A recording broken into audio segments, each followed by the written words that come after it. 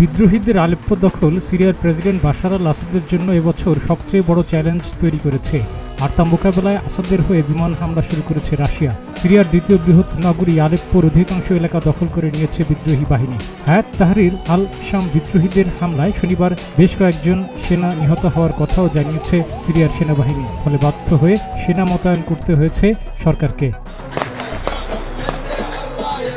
সিরিয়ার আলেপ্পোর দিকে বিদ্রোহীরা অগ্রসর হওয়ায় সেখান থেকে সেনা সরিয়ে নিতে বাধ্য হয়েছে সেনাবাহিনী। বিদ্রোহীদের আলেপ্পো কবজা করা প্রেসিডেন্ট বাশার আল আসাদের জন্য এবছর সবচেয়ে বড় চ্যালেঞ্জ তৈরি করেছে। এতে সিরিয়ার উত্তর পশ্চিমাঞ্চলে তুরস্ক সীমান্তের কাছে যুদ্ধ আবার নতুন করে শুরু হয়েছে। বিবিসি জানায়, বিদ্রোহী বাহিনী দক্ষিণের দিকে এগোতে থাকায় রাশিয়া আসাদ সরকারের পক্ষ হয়ে দফায় দফায় বিমান হামলা চালাতে শুরু করেছে বলে জানিয়েছে Syrian Observatory for Human rights. 2020 সাল থেকেই সিরিয়ায় যুদ্ধে লিপ্ত দুই পক্ষই শান্ত ছিল, কিন্তু বিদ্রোহীদের একটি জোট এই সপ্তাহে আকস্মিক হামলা চালায়।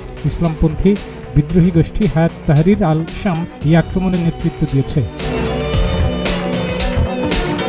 বিদ্রোহীদের অগ্রগতি স্বীকার করে সিরিয়ার সেনাবাহিনীর কমান্ড জানায়, বিদ্রোহীরা আলেপ্পোর বিশাল অংশে প্রবেশ করেছে। 8 বছর আগে রাশিয়া ও ইরানের সমর্থন নিয়ে সরকার বাহিনী বিদ্রোহীদের হটিয়ে দেওয়ার পর থেকে নগরীর ওই অংশগুলো পুরোপুরি রাষ্ট্রের কর্তৃত্বাধীন ছিল।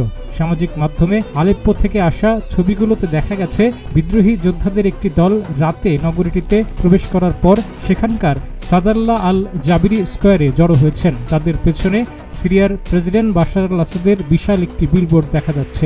2016 সালের পর বিদ্রোহীরা প্রথম আলেপ্পোয় তাদের অবস্থান সুসংহত করেছে। রাশিয়ার প্রতিরক্ষা মন্ত্রণালয় বলেছে, তাদের বিমান বাহিনী রোববার সিরিয়ার সেনাবাহিনীর সমর্থনে বোমা হামলা চালিয়েছে।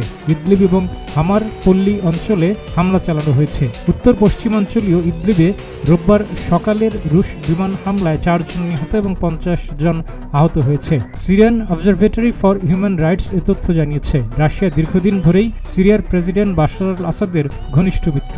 2015 সালে রাশিয়া সিরিয়ার প্রেসিডেন্ট আসাদের পক্ষে যুদ্ধ শুরু করে।